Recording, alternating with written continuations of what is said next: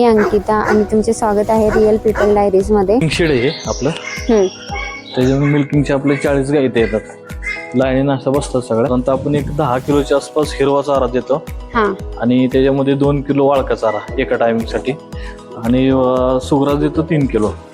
ह्या सगळ्या दूध देणाऱ्या गाया? हा, या सगळ्या एचएफ आपल्या दूध देणाऱ्या मोकळ्याच असतात तुमचा, म्हणजे हा मुक्त गोठा? हा, मुक्त संचार आहे।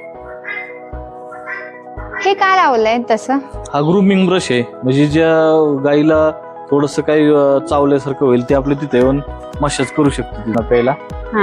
आता सकाळी यांच्या 8-8:30ला धारा सगळ्या झालेल्या आहेत, सगळ्या खाऊन वगैरे मस्त आता आराम करतात। आता ही रेस्ट टाइम आहे त्यांचा।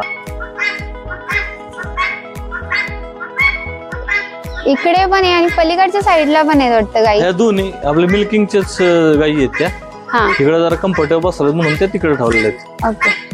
तिथूनच आपले जे शेतात आपले जे पेडॉक मध्ये शेण वगैरे साठतं, ते शेण खतापासून तयार केलेल्या ह्या चाऱ्यावरतीच हे शेण सगळे सुपर नेपियर आपण वाढवतो, आणि त्याच नेपियरवरती आपण हा 150 जनावरांचा फार्म आपला चालवतो।